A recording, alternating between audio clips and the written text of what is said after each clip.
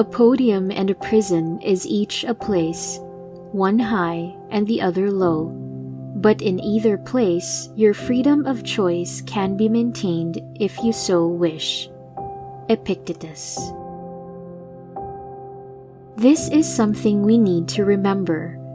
No matter where we find ourselves, whether it's the highest peak or the lowest pit, we still have something incredibly powerful at our disposal: our freedom of choice. Maybe we're going through a tough time right now, struggling to keep our head above water, but just a few years ago, life might have been smooth sailing, and who knows, in a few days, we might find ourselves swimming in success. So here's the deal. Regardless of who we are and where we find ourselves, life throws some big questions at us. How will we make the most of our circumstances? Well, it's about taking ownership and making the best decisions we can, with the understanding that our choices shape our lives, no matter what's happening around us. It's us who needs to be ready to take charge and make the most of our freedom to choose. If you wish to improve, be content to appear clueless or stupid in extraneous matters. Don't wish to seem knowledgeable, and if some regard you as important, distrust yourself. Epictetus. It's undoubtedly that we live in a world where we are constantly bombarded with information and opinions. It can be overwhelming, but Seneca, the wise philosopher, advises us to take control of our minds and protect our inner peace. How? By being selective about the information we consume and the voices we listen to. It's like curating our own mental space. We have the power to choose what we let into our minds. We can be intentional about the content that we consume, the conversations we engage in, and the perspectives we entertain. So here's something to ponder.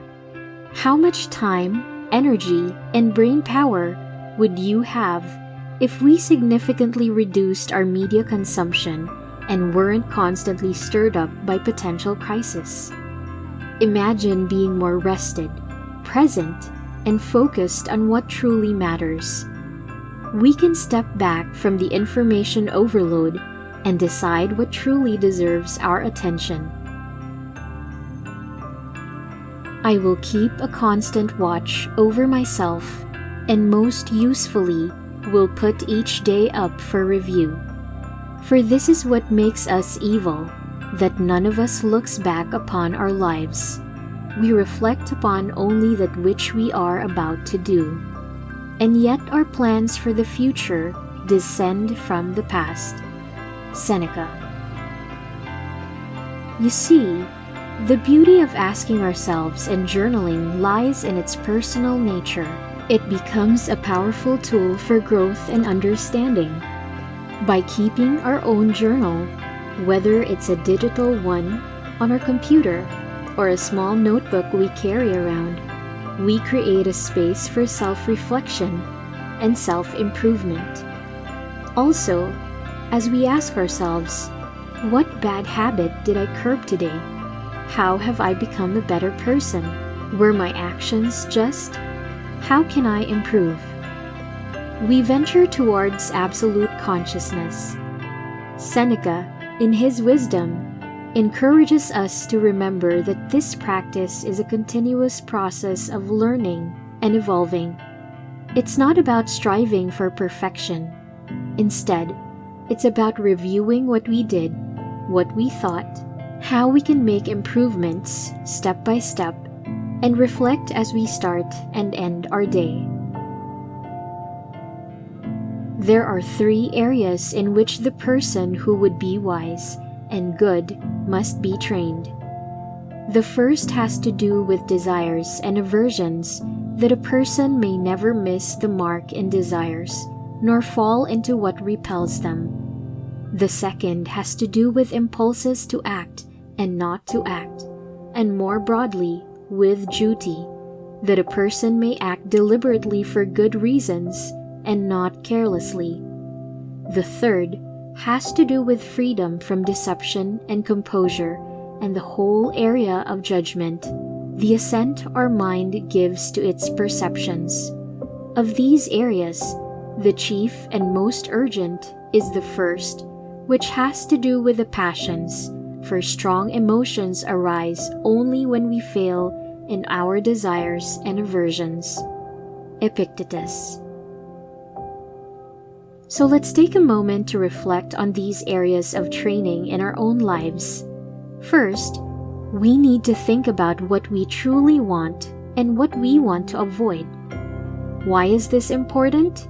Well, it's because we want to pursue what is genuinely good and avoid what is harmful or bad for us. Second, our impulses to act. It's all about examining our motivations. Are we doing things for the right reasons? Sometimes we may feel pressured to do something, but it's important to pause and consider if it aligns with our values and if it's truly the best course of action.